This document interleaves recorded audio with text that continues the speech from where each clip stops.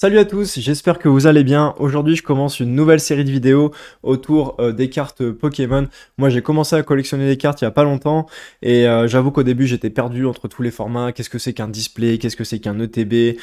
Pourquoi il y a différents coffrets, etc. Et du coup, je voulais faire cette vidéo pour vous aider à un petit peu comprendre à quoi tous ces termes correspondent et vous orienter dans l'achat de vos premières cartes si vous aussi vous débutez Pokémon. On commence par le plus évident, le booster. Donc le booster, c'est un paquet de 10 cartes. Dedans, on va avoir des cartes communes, des cartes peu communes, ainsi que une ou plusieurs cartes rares selon la série et selon la chance aussi. Voilà, donc les boosters peuvent avoir plusieurs illustrations différentes. Ça n'a aucune influence sur les cartes qu'elles peuvent contenir. La seule chose qui est importante, c'est de s'assurer d'avoir un booster de la série qu'on souhaite collectionner.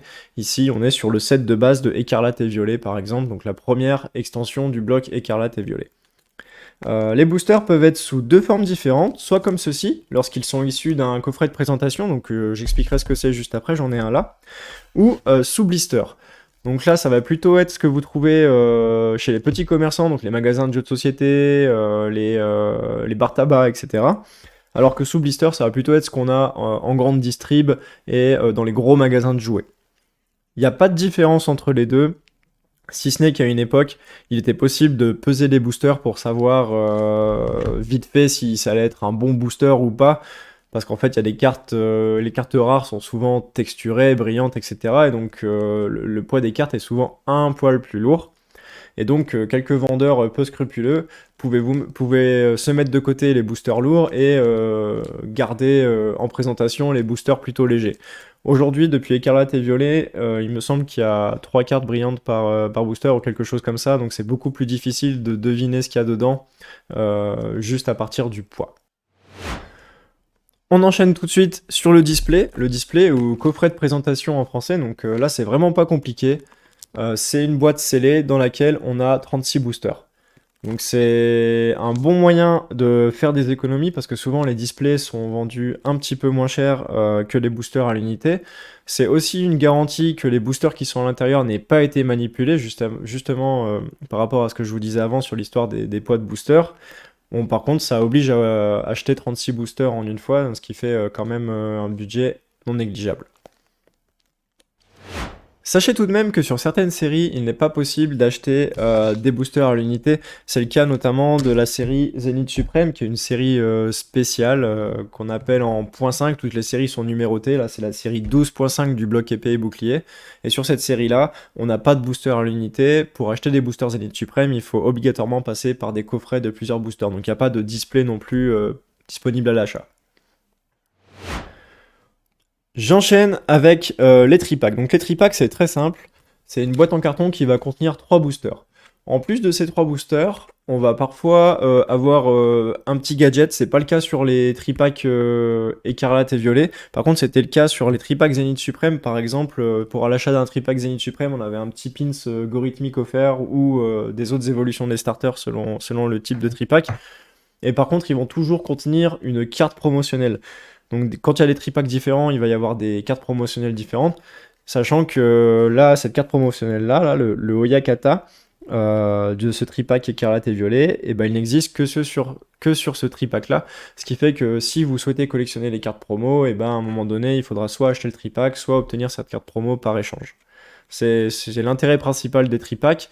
L'autre intérêt, c'est aussi que des fois, ça peut revenir moins cher que d'acheter des boosters à l'unité. Donc là encore, à voir selon ce que vous avez autour de chez vous. Par exemple, un tripack, là, je l'ai eu à 19,50 € et sur Zenith Supreme, j'en avais trouvé autour des 20 €. J'enchaîne maintenant avec les mini-tins. Donc les mini-tins, c'est des petits coffrets en fait métalliques. Donc la boîte est assez cool, qui contiennent deux boosters. Et par exemple sur Zenith Supreme, en plus des deux boosters, on avait une petite illustration.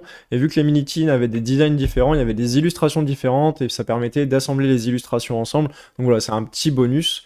Et pareil, ça peut être aussi une solution économique d'obtenir des boosters. Moi par exemple, cette mini-tin là, je l'ai eu à 12 €. Ce qui m'a fait 6 € par booster, ce qui était un peu moins cher que ce que j'ai pu trouver d'autres pour Zenith Supreme. Je continue maintenant avec les coffrets. Les coffrets, bah, c'est au final toujours le même principe. On va avoir dedans des boosters et des cartes promotionnelles. Des fois, on peut avoir un petit gadget en plus. On peut avoir également des cartes jumbo. Là, c'est ce qu'on a ici. Donc, c'est une carte qui n'a aucune utilité en jeu, mais par contre, qui peut faire un petit item de collection ou de décoration. Là, par exemple, dans ce coffret Régie Draco, on a 4 boosters, 2 cartes promotionnelles, plus une carte jumbo. Donc, pareil, encore une fois, si vous collectionnez pas forcément les cartes promotionnelles, ça n'a pas forcément d'intérêt d'aller vers ces coffrets-là, si ce n'est que ça peut être plus économique parfois. À savoir que certains coffrets, je pense notamment à celui-ci, qui est un coffret Pikachu VMAX sur Zénith Suprême, certains coffrets ont une exclusivité avec une enseigne. Par exemple, ce coffret Pikachu n'est vendu que dans les magasins Auchan en France. Moi, personnellement, j'ai pas de magasin Auchan à côté de chez moi, ce qui fait que pour l'avoir pour cette vidéo, j'ai dû le commander sur internet. Avec les frais de port, etc., ça m'est revenu à 49 euros. Dedans, on a 5 boosters, si on enlève les deux cartes promo, et du coup, 49 divisé par 5, on est quasi à 10 euros le booster, donc c'est vraiment pas rentable pour moi de prendre ce coffret-là. Et grosso modo, ça va être le principe de tous ces coffrets, en fait, ça va être d'avoir des cartes promotionnelles en plus. Genre, typiquement, on passe à l'item suivant, la Pokébox. La Pokébox, c'est une jolie boîte métallique qui va contenir 4 boosters, ainsi qu'une carte promotionnelle. Donc, ça peut être intéressant à prendre si vous souhaitez avoir les cartes promo, ou si vous voulez collectionner ces petites boîtes qui sont très très jolies et qui peuvent aussi servir à d'autres choses après pour ranger vos affaires. Dernier coffret dont je n'ai pas parlé, les ETB. Donc les ETB, Elite Trainer Box ou coffret de dresseur d'élite en français, ce sont des coffrets qui vont contenir entre 8 et 12 boosters. Sur Écarlate et Violet, par exemple, ils contiennent 9 boosters. Sur Zénith Suprême, ici, là, j'ai un ETB Zénith Suprême, lui, il contient 10 boosters. Et également du matériel de jeu. Dans le matériel de jeu, on va avoir des sleeves pour protéger ces cartes. Là, par exemple, c'est les sleeves issus de l'ETB Zénith Suprême, qui sont sur le thème de Lucario. On a également des cartes énergie pour compléter ces decks.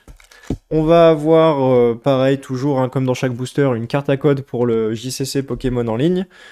Un marqueur Vestar, des marqueurs de poison et de brûlure, des dés pour jouer ainsi que pour marquer les dégâts.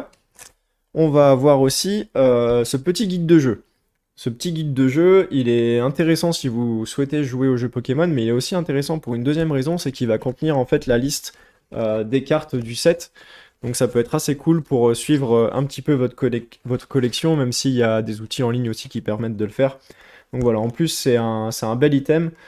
Je trouve que c'est cool d'avoir un ETB dans sa collection. Par contre, malheureusement, c'est très très prisé. Et ça part vite, surtout en ce moment sur les séries courantes.